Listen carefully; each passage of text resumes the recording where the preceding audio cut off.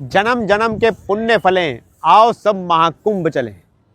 नमस्कार, India to Bharat channel पर आपका स्वागत है। इस समय हम तीर्थों के राजा प्रयागराज धाम में आए हैं महाकुंभ को देखने के लिए। लगभग सभी तैयारियां पूरी हो चुकी हैं। 4 जनवरी को हम यहाँ पर पहुंच गए थे।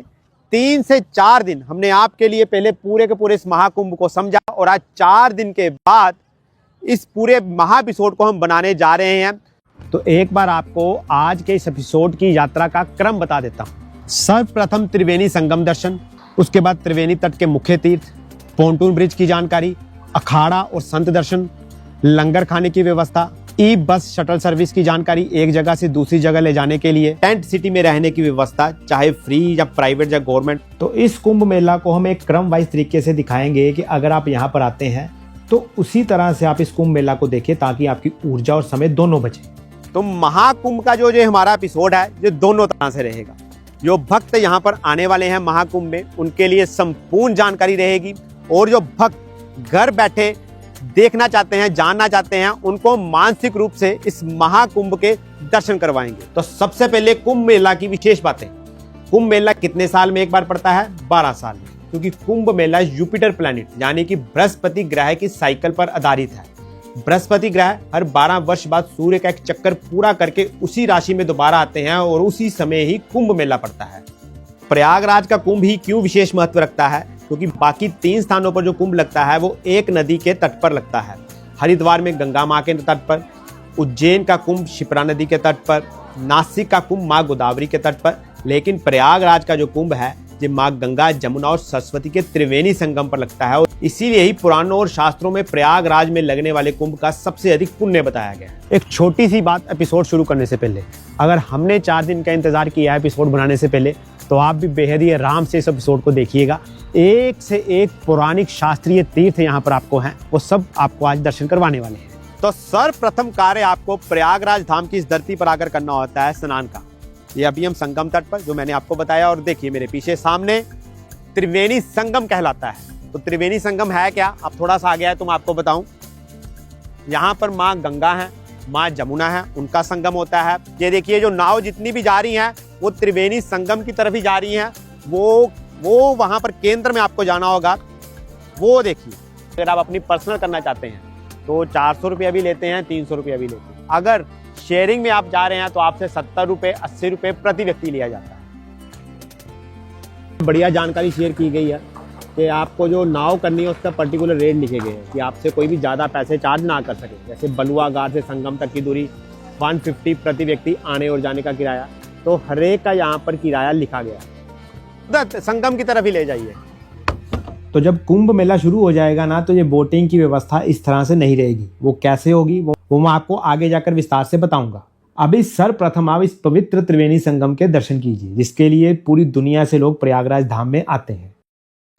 तो सबसे अद्भुत नज़ारा हमें पिछले साल भी यही लगा था। यहाँ पर त्रिवेणी संगम के जब हम दर्शन करने जा रहे थे, ये देखिए छोटे छोटे जो पक्षी हैं, माइग्रेटरी जो बर्ड्स हैं, इस समय यहाँ पर आते हैं। और आपको ना त्रिवेणी संगम तक जाते जाते हर तरफ नाव ही नाव दिखेगी। बनारस में भी बहुत सुंदर घाट है, बहुत सुंदर नाव वहां पर भी है, लेकिन यहाँ का जो भाव है वो बिल्कुल अलग रहता है।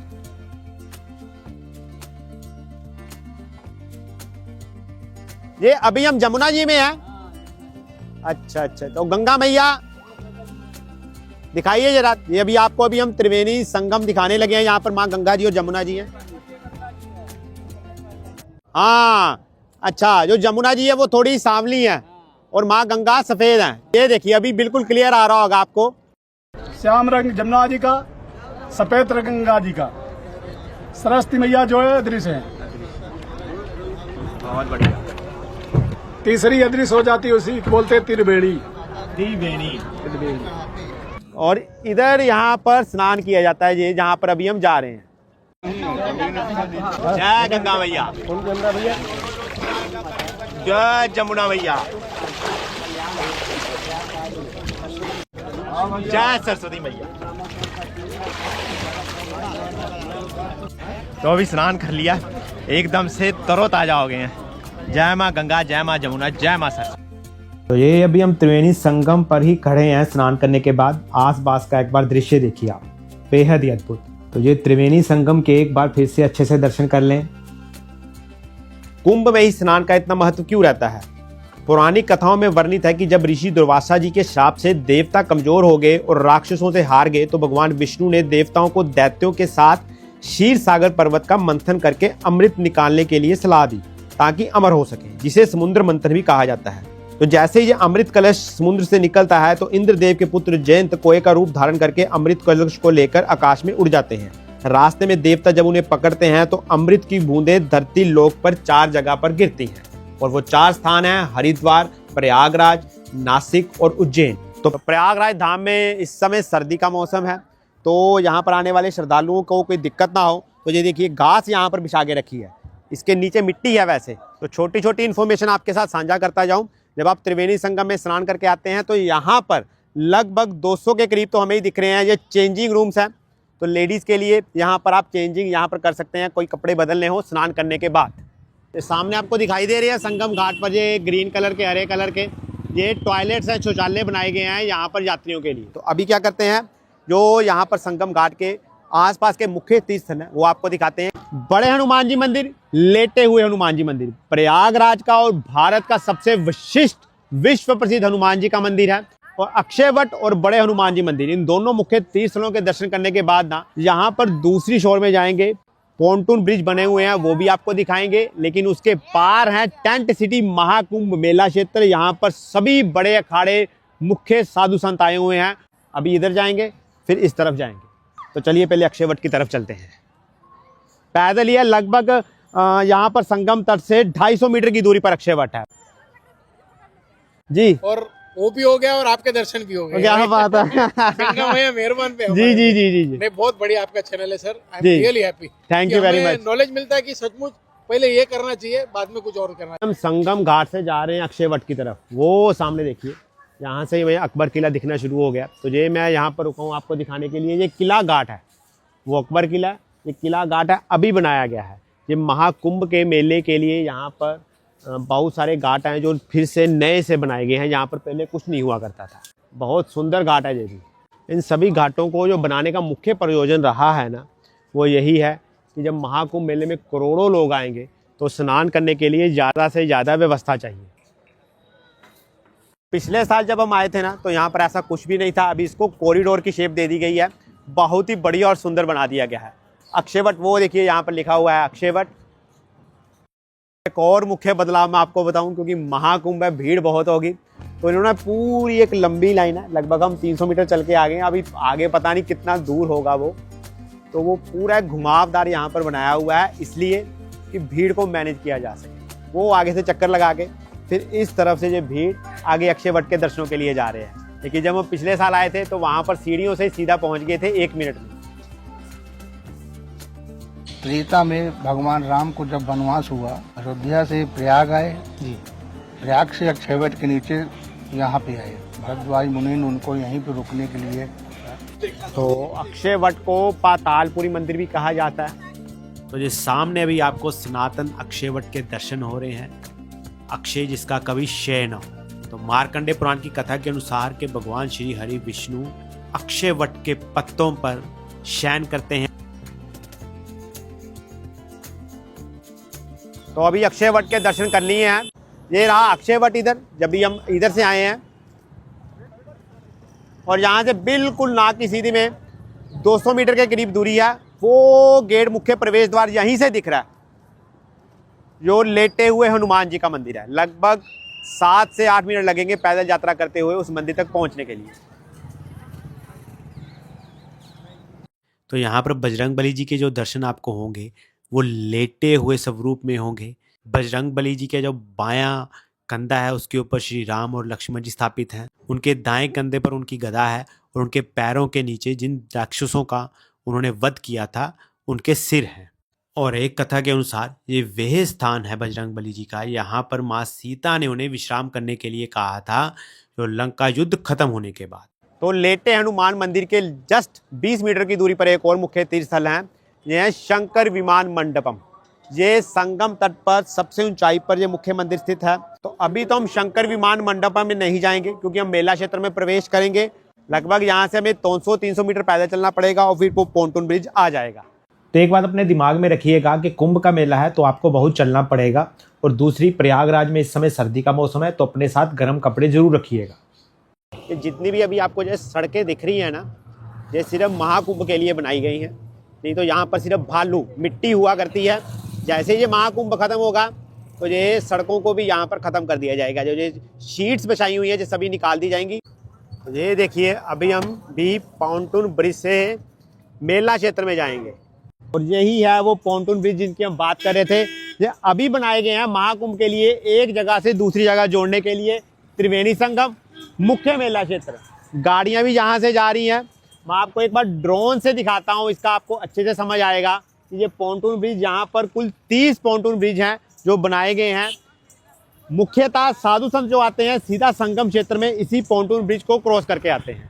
तो ये पूरे प्रयागराज में ही यहाँ पर आपको पॉन्टून ब्रिज दिखेंगे। पॉन्टून इस वाली चीज़ को बोला जाता है जो ये ब्लैक सा है, पीपा पुल भी कहा जाता है इसे, पीपा पुल। तो यहाँ पर क्या किया गया कि हर पीपा पुल का, पॉन्टून ब्रिज का नाम रखा गया है। जैसे अभी हम इस पीपा पुल से जा रहे हैं, ये है अक्षयवट पीपा पुल। इसी तरह से बड़े हनुमान जी पीपा पुल, नाग वासुकी पीपा पुल, जिस क्षेत्र में ये पॉन्टून ब्रिज पीपा पुल बनाए गए हैं उसी क्षेत्र के नाम से उनका नाम रख दिया गया है। सबसे खास आकर्षण है यहाँ पर महाकुंभ में, देखिए कितना बड़े स्तर पर ये काम किया होगा। जो आप ड्रोन से शॉट देख रहे हैं, जब हम पिछले साल आए थे ना तब ऐसा यहाँ पर कुछ भी नहीं था। ऊपर से हम 3-4 किलोमीटर का घुमाव करके जाते थे।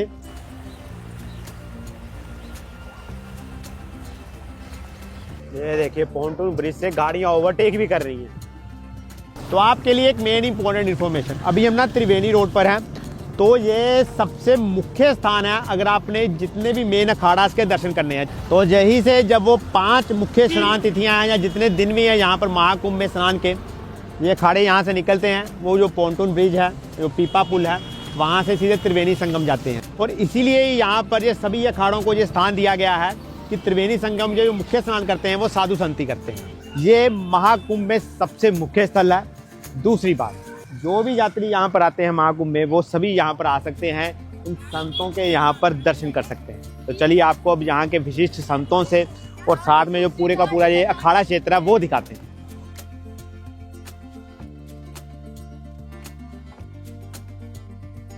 यहाँ पर शिविर में ही हमें जो लेडीज अखाड़ा की सदस्य हैं वो भी दिख रही हैं, कितनी संख्या में है ये। हर हर महादेव। तो ऐसे ही एक दिव्य संतों के हम दर्शन करने के लिए आए हैं। मोनी बाबा कहा जाता है। हाँ, ओम नमो नारायण। हम श्री पंत नाम जोना अखाड़ा रामानुजपुरी मोनी बाबा। मोनी बाबा कितने समय से ये मौन है?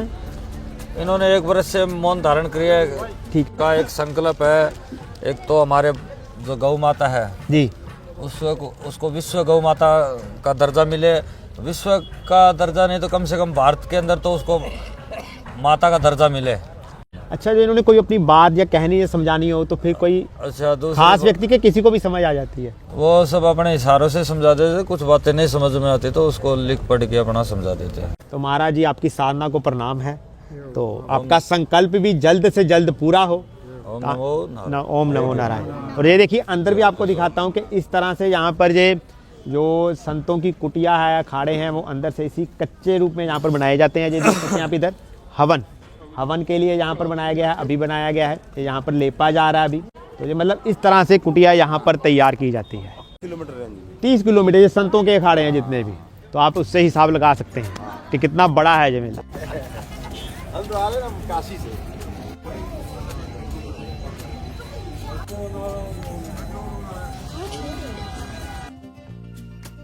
वो सभी साधु संत यहाँ पर अपनी मौज में हैं, आपका यहाँ से जाने का मन नहीं करता। अखाड़े घूम रहे हैं, लेकिन यहाँ पर अब रुके हम।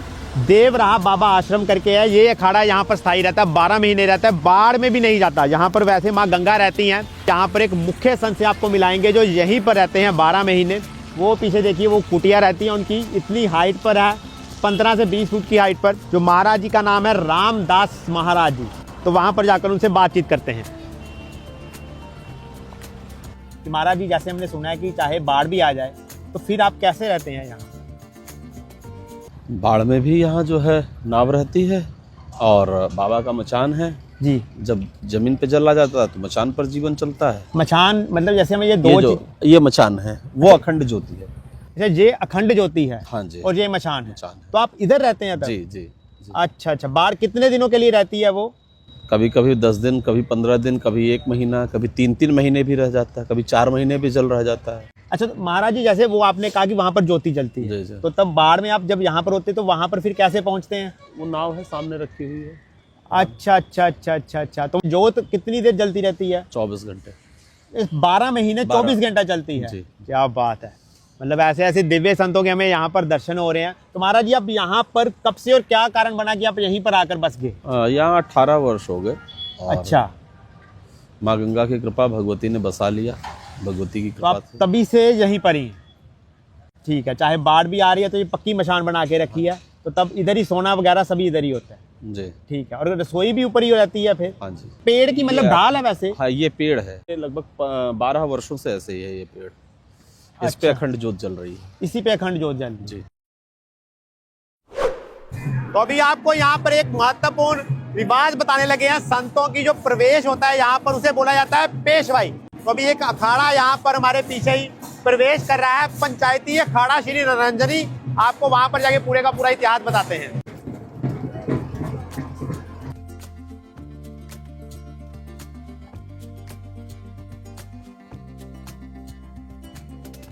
तो आम भाषा में मैं समझाऊं तो पेशवाई होती है साधु संतों का जब नगर प्रवेश होता है।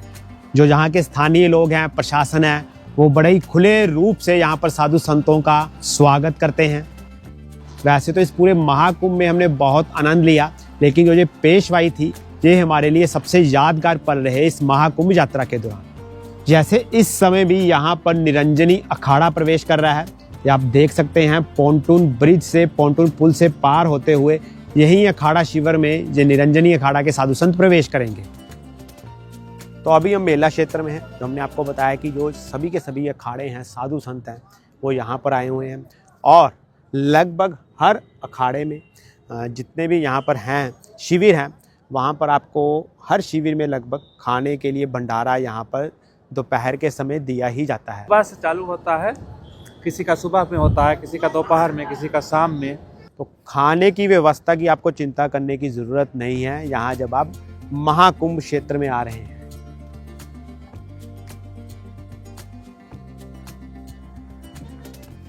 तो मुख्यतः हमने जहाँ से स्नान किया, अक्षयवट दिखाया, बड़े हनुमान जी मंदिर दिखाए, फिर जो शिविर आपको दिखाए यहाँ पर साधु संतों के, ये लगभग 1 किलोमीटर के दायरे में। तो अभी शिविर में आपको जो गुप्त साधु संत हैं उनके दर्शन भी करवाए हैं, शिविर भी बता दिए कि किस तरह से बनते हैं। तो यहाँ तो बहुत शिविर है, आपका पूरा एक दिन भी लग जाता है। हमने 2.5 से 3 घंटे यहाँ पर बिताए हैं। तो ये सामने आपको बसेस दिख रही हैं, ये कुंभ मेला के दौरान यही बसें चलेंगी। जो शाही स्नान के दिन रहेंगे, जो सामने आपको दिख रहे हैं, जो शेष शाही स्नान है, उन दिनों में ये बसेस बिल्कुल फ्री ऑफ कॉस्ट लेके जाएंगी यात्रियों को एक जगह से दूसरी जगह पर, जो भी मुख्य तीर्थ स्थल दर्शन करने हैं। इसके अलावा जो बाकी के दिनों में इस बस का चार्ज रहेगा वो 5 रुपये से लेकर 50 रुपये के बीच में रहने वाला है, जो अभी तक की जानकारी मिली है। क्योंकि ऑटो रिक्शा जब कुंभ शुरू हो जाएगा तो बंद कर दिए जाएंगे। एक और बात, महाकुंभ 25 सेक्टर्स में बटा हुआ है। अपना ही बताता हूँ जितनी आपको ज़रूरत है। महाकुंभ कुल 5 एरियाज में फैला हुआ है। परेड ग्राउंड, संगम क्षेत्र, झूंसी तेलियारगंज और अरैल घाट वाली साइड, जो अभी महाकुंभ के लिए ही विशेष रूप से बनाई गई है। तो जो सेक्टर 1 और 2 हैं वो है परेड ग्राउंड, यहाँ सारे प्रशासनिक कार्य, फ्री की चिकित्सा मिलती है। जो सेक्टर 3 और 4 हैं वो है संगम क्षेत्र, यहाँ से हमने एपिसोड की शुरुआत की थी। और अरैल घाट जिसकी हमने बात की है, यहाँ पर शिवालय पार्क भी है नया वाला, वो सेक्टर 23 से 25 के बीच में आता है। तो जो कल्पवास की डेफिनेशन में अगर आपको बोलूँ कि इस बार तो चलो कुंभ लग रहा है, महाकुंभ लग रहा है, लेकिन वैसे भी प्रयागराज धाम में हर साल माघ के महीने में लोग कल्पवास के लिए आते हैं, जिसका मुख्य प्रयोजन यही रहता है कि सारी दुनिया से अलग थलग होकर 1 महीने के लिए सीधा प्रभु से जुड़ा जाए। तो अभी हम दारागंज एरिया में हैं, जो संगम क्षेत्र से दूरी है लगभग 3 किलोमीटर की है। हमने लोपी देवी शक्तिपीठ के दर्शन करने थे, वो भी दारागंज एरिया में ही है, लेकिन ऑटो वाले इधर से आ गए। तो अभी हम यहाँ पर आपको प्रयागराज धाम के जो मुख्य नगर देवता है उनके दर्शन करवाएंगे। पीछे मेरे देखिए आप लिखा हुआ है प्रवेश द्वार प्राचीन श्री वेणी माधव मंदिर दारागंज प्रयागराज। यहाँ पर कुल 12 माधव हैं। 12 माधव मतलब है कि यहाँ पर भगवान विष्णु अपने आप को प्रयागराज धाम में 12 अलग अलग स्वरूपों में स्थापित किए हुए हैं। प्रयागराज के अलग अलग कोनों से वो सुरक्षा कर रहे हैं इस धाम की। तो इसलिए इन्हें यहाँ पर कहा जाता है 12 माधव मंदिर। उनमें से जो प्रमुख माधव मंदिर है ये वेनी माधव जी का मंदिर है। अंदर यहाँ से हमें 200-300 मीटर पैदल चलकर जाना होता है। मुख्यतः जो यहाँ पर आपको दर्शन होते हैं भगवान वेनी माधव जी के, बहुत ही अलौकिक दर्शन थे वो यहाँ पर। तो सामने आपको वो दर्शन हम करवा रहे हैं वेनी माधव भगवान। तो जैसे जैसे हम प्रयागराज धाम की यात्रा करवाते जाएंगे तो साथ साथ में जितने भी माधव मंदिर हमसे हो सकेंगे वो आपको दिखाते जाएंगे। वो देखिए पीछे ये वेनी माधव जी का शिखर दिख रहा है यहीं से। अभी हम जाएंगे यहीं से, दारागंज क्षेत्र में ही है 1 किलोमीटर की दूरी पर माँ अलोपा देवी शक्तिपीठ, प्रयागराज धाम की जो मुख्य देवी है। श्री अलोप शंकरी शक्तिपीठ मंदिर प्रयागराज दारागंज में अभी हम इस समय हैं। पहले अंदर दर्शन करते हैं, फिर आपको यहाँ का महात्म्य बताते हैं। तो अंदर हमने दर्शन कर लिए हैं। सबसे प्रमुख विशेषता यहाँ पर आपको माता की किसी प्रतिमा के दर्शन नहीं होंगे। यहाँ लोपी देवी शक्तिपीठ में आपको अंदर झूले के दर्शन होंगे। वही माता का स्वरूप यहाँ पर माना जाता है और उसी के यहाँ पर दर्शन होते हैं। भारत में हमने इससे पहले 2 ऐसे शक्तिपीठों के और दर्शन किए हैं। एक माँ ज्वाला जी का हिमाचल प्रदेश में, वहां पर जोत के दर्शन होते हैं, और दूसरा माँ कामाख्या असम में। तो माँ का ये शक्तिपीठ बेहद ही खास माना जाता है दक्षिण भारतीय लोगों के लिए भी। जो शंकराचार्य जी द्वारा 10 शक्तिपीठ लिखे गए हैं उनमें से माँ के इस अलोपी देवी शक्तिपीठ की गणना आती है और ये 14वें नंबर का शक्तिपीठ रहता है।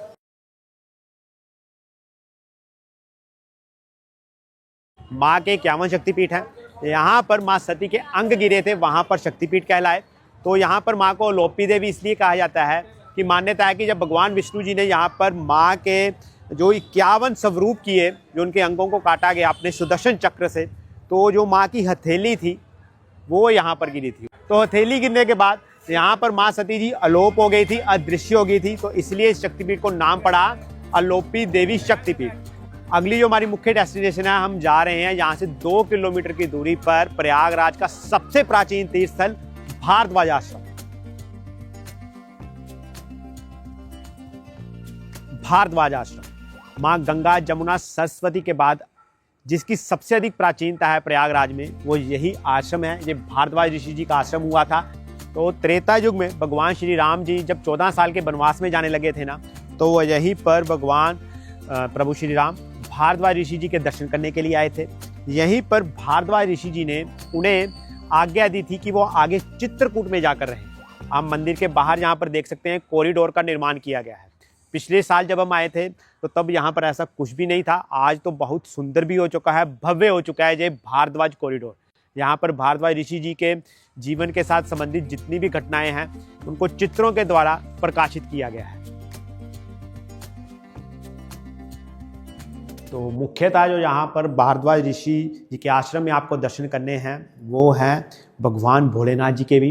ये भारद्वाज ऋषि जी भगवान भोलेनाथ जी की तपस्या किया करते थे, तप साधना किया करते थे। उस समय के यहाँ पर भगवान भोलेनाथ जी विराजमान हैं। तो आप इस महादेव जी के भी दर्शन करेंगे और यहाँ पर जब भारद्वाज जी की प्रतिमा है साथ में, उनके भी दर्शन होते हैं। तो प्राचीनता महादेव के भोलेनाथ जी के इस शिवलिंग की आप अनुमान लगा सकते हैं कि त्रेता युग से यहाँ पर भगवान भोलेनाथ स्थापित है।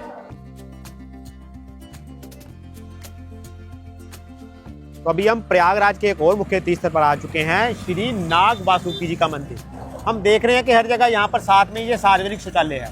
ये नाग वासुकी है इधर, और ये देखिए इधर बिल्कुल साथ में यहाँ पर ये मेरे पीछे ही नगर निगम प्रयागराज द्वारा सार्वजनिक शौचालय बनाया गया है। नहीं, लगभग हर मंदिर के पास। अच्छा, कोई दिक्कत ना हो लोगों की सुविधा के लिए। ये देखिए मुख्य प्रवेश द्वार है प्राचीन नाग वासुकी मंदिर। भगवान श्री नाग वासुकी जी के दर्शन करवाते हैं आपको पहले, फिर उसके बाद अच्छे से बताते हैं। ये भगवान वासुकी नाग जी का स्थान है, जो सागर मंथन में जो है इनको डोर के रूप में इस्तेमाल किया गया था। वही भगवान वासुकी यहाँ विराज रहे हैं। सागर मंथन के बाद इनके शरीर में इतनी पीड़ा हो रही थी कि विष्णु भगवान से इन्होंने कहा कोई हमें ऐसा उचित स्थान बताइए जहाँ पे हम आराम कर सकें। तो विष्णु भगवान ने कहा तीर्थराज प्रयाग में आप जाकर के वहाँ आराम करिए और सरस्वती जी के जल का पान करिए, आपके शरीर का जलन समाप्त हो जाएगा। तब से भगवान वासुकी यहाँ पर निवास कर रहे हैं।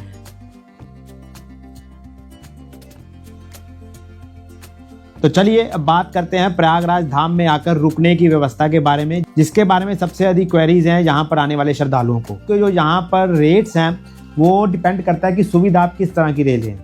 ये देखिए सामने यहाँ पर कई टेंटों में हीटर भी लगे हैं, तो उसी हिसाब से यहाँ पर चार्जेस भी रहते हैं। यहाँ पर डीलक्स रूम भी है, सुपर डीलक्स भी है, विलास भी हैं, दरबारी भी हैं। तो ये देखिए सबसे पहले जो मैं आपको सामने ये दिखा रहा हूँ ना, ये डीलक्स में आता है, सुपर डीलक्स भी इसमें है। तो इसका जो चार्ज है लगभग 8,000 पर नाइट है फॉर 2 पर्सन्स। तो मैं आपको एक साइट बताता हूँ यहाँ पर UPSTDC, वहाँ पर जाकर आप लिंक को क्लिक कीजिए और तो जो आपको अलग अलग तरह के टेंट हैं वो सारी की सारी इन्फॉर्मेशन मिल जाएगी। इसके अलावा हम एक टेंट में गए भी थे, उसका मैं क्या करता हूँ कि आपको सामने जो दिखाई दे रहा है ये उसकी पूरी कंप्लीट इन्फॉर्मेशन है। जो नाम था उसका ऋषि कुल कुब कॉटेज, प्राइवेट कंपनी थी, गवर्नमेंट द्वारा ऑथोराइज की हुई। उसका नंबर भी हम नीचे डिस्क्रिप्शन बॉक्स में दे देंगे, आप सीधा उनसे संपर्क करके अपनी सुविधा के अनुसार उनसे पूछ सकते हैं। और एक बात, अगर आप प्रयागराज धाम में आ रहे हैं ना, अगर नहीं भी बुकिंग होती तब भी कोई चिंता की बात नहीं है। यहाँ पर हर एक सेक्टर में जो 25 सेक्टर हैं जन आश्रय स्थल हैं, यहाँ पर आपको 100 रुपये या 200 रुपये देकर या 300 रुपये देकर आपको एक डॉर्मेट्री टाइप बेड मिल जाता है। आप वहाँ पर अपना आधार कार्ड जमा करवाइए और आपको रहने की सुविधा मिल जाती है। यहाँ पर रैन बसेरा की भी सुविधा है, वहाँ पर फ्री ऑफ कॉस्ट आपको मिल जाती है। इसके अलावा ना अभी हम जा रहे हैं यहाँ पर आपको एक खास तरह की जो विधि है प्रयागराज रहने वालों के लिए वो बताता हूँ, उसे कहते हैं कल्पवास। ये कल्पवास के लिए टेंट भी मिलते हैं और जो लोग 1 या 2 दिन के लिए आ रहे हैं उनके लिए भी यहाँ पर टेंट की सुविधा है। प्रयागराज में इस समय ठंड भी बहुत है, तो जैसे हम प्रयागराज के बारे में एक शब्द बड़ा सुनते हैं कल्पवास। अभी तो ऐसे है कि लोग 1-2 दिन के लिए आएंगे, तो ये दोनों तरह के आपके पास रहती है सुविधा। जी। और कल्पवास होता क्या है? कल्पवास जो है घर का त्याग करके जब इंसान अपने परित्याग करके सारी चीजों का यहाँ आता है कल्पवास करने के लिए, तो यहाँ आदमी बेड कुछ नहीं होता, यहाँ पे लोग जमीन में सोते हैं। अच्छा, उसके बाद सुबह उठते हैं, स्नान करते हैं। आज कोई करता है महीना उसको रहना ही पड़ता है जी। तो उसका क्या चार्ज लेते हो आप ये टेंट का? अगर ये टेंट हम आपको पूरी सुविधा के साथ दे रहे हैं, लैट्रिन और नल के साथ, जी। तो इसका 15 से 18,000 रुपए हम इस टेंट का चार्ज करते हैं। और जो छोटे वाले टेंट हैं वो वाले जी, वो जो छोटे वाले आप देख रहे हैं जी जी, उसका 8 से 10,000 रुपए ये सेटअप होता है टेंट के अंदर का। आइए आपको दिखाते हैं। ओह ठीक है। ये जो है ऐसे ही यहाँ पे बिस्तर लगा देते हैं सब, ये जो कल्पवासी वगैरह आते हैं। कल्पवासी यहाँ पे लाइट, हाँ बोर्ड लगा देंगे, चार्जिंग पॉइंट। इसको क्या बोलते हैं? ये पीरा है। पीरा वो जो हाँ। चावल का, धान का? हाँ धान का है ये। अच्छा, ये बेड उसका बना हुआ है? हाँ, क्योंकि शीत ना आए। जो टॉयलेट की सुविधा किस तरह से बनाई जा रही है? इसको इस तरीके, ये देखिए इसका इतना गाड़ेंगे कि ये जो है हिले ना। हाँ, इस तरह से यहाँ पर ये वॉशरूम अंदर से है, ये टॉयलेट सीट भी यहाँ पर लग चुकी है। मैं आपको एक बार दिखा देता हूँ। तो ये प्रबंध देखिए आपके कितना बड़े स्तर पर है। लेकिन जो मैं बात कर रहा था, ये देखिए ये खंबा, यहीं पर आपको 5 महीने बाद माँ गंगा जी दिखेंगी, नदी होगी, पानी होगा। यहाँ इस समय तो पूरे प्रयागराज में ही ये टेंट शिविर लगे हुए हैं। हाँ जी। जो हमारी इस समय लोकेशन है वो कहाँ पर है? यहाँ पे आप जब सेक्टर 6 के लिए आप बढ़ेंगे जी, ये नागबासुकी मंदिर है इधर साइड बगल में। हम डिस्क्रिप्शन बॉक्स में नीचे फोन नंबर भी दे देंगे जी, आप सीधा इनसे संपर्क कर सकते हैं। कुंभ शुरू हो जाएगा तो वहाँ त्रिवेणी संगम तक तो नहीं जा पाते होंगे? नहीं। यहाँ से सरकार ने जैसे ये सेक्टर बनाए, यहाँ से 300-350 मीटर की दूरी पे, आधा किलोमीटर भी नहीं है, यहाँ पे गंगा जी बना दी है। अच्छा, तो गंगा जी दी हुई हैं? हाँ, मतलब हर सेक्टर में पास में। सबकी सुविधा को देखते हुए सरकार ने बहुत अच्छा काम किया है। ये संगम का पानी यहाँ पे भी बह रहा है, वो फ्लो में है ना गंगा जी। प्रयागराज क्षेत्र में आप जहाँ स्नान करेंगे, जिस जगह स्नान करेंगे वो संगम ही है। लेकिन अगर आप वहाँ जाके स्नान करके हनुमान जी का दर्शन कर ले रहे हैं, वो उसका इम्पोर्टेंस थोड़ा अलग हो जाता है। तो चलिए अब हम अपने अंतिम पड़ाव में है इस महाकुंभ मेला के, जो स्पेशली महाकुंभ मेला के लिए ही ये 2 मुख्य दर्शनीय स्थल बनाए गए हैं। पहला है रेलघाट, दूसरा है शिवालय पार्क। प्रयागराज धाम के सबसे प्रमुख घाट पर रेल घाट उसका नाम है। मेरे पीछे देखिए कितना भव्य सुंदर बना दिया गया है ये। जहाँ पर संतों के शिविर थे वहाँ पर पीपा पुल नंबर 26 था, 1 किलोमीटर की दूरी है।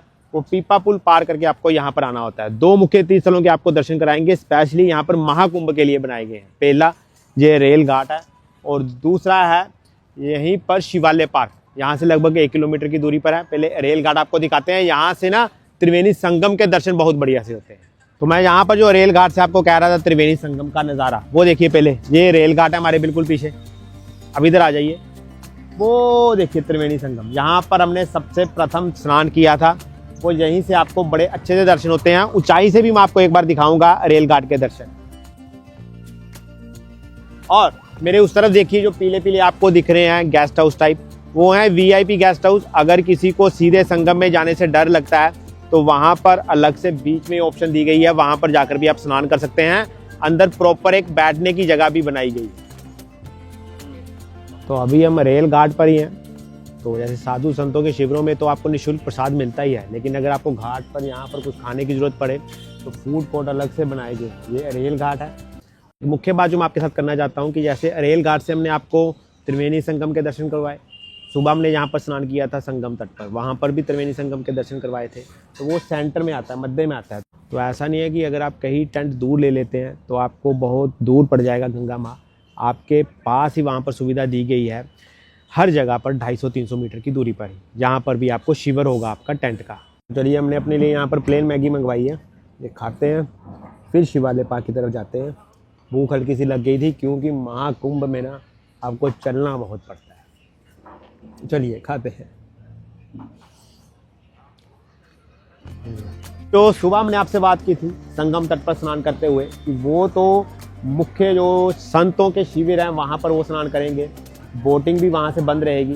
तो बोटिंग होगी कहाँ से? यहीं से। रेल घाट देखिए, यहाँ पर संगम त्रिवेणी संगम है वो भी बहुत नज़दीक से है। सामने देखिए कितना पास है, यहाँ पर दिखाई दे रहा है। और बोटिंग भी देखिए कितनी बढ़िया से व्यवस्था दे रखी है। अभी हम महाकुंभ की सबसे इम्पोर्टेंट अट्रैक्शन पॉइंट पर पहुंच चुके हैं। मेरे पीछे आपको दिख रहा होगा शिवालय पार्क। ये अभी यहाँ पर निर्माण किया गया है। अभी तो हम बाहर ही हैं, अंदर भी जाएंगे। 12 ज्योतिर्लिंगों का निर्माण और भी बहुत सारी मुख्य अट्रैक्शंस हैं। तो ये देखिए यहाँ पर भगवान भोलेनाथ जी की जो योग अवस्था है और उस पर यहाँ पर ओम नमः शिवाय लगभग भारत की हर एक भाषा में लिखा हुआ है।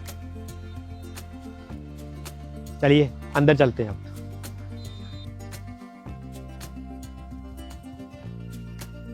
तो जैसे ही आप प्रवेश करते हैं सबसे पहले आपको यहाँ पर दिखाई देता है समुद्र मंथन। ये देखिए देवता मंदार पर्वत और ये जो वासुकीनाथ, यहाँ पर वासुकीनाथ जो मंदिर है प्रयागराज में ही, वासुकीनाथ को ही यहाँ पर मंथन के लिए उपयोग में लाया गया था।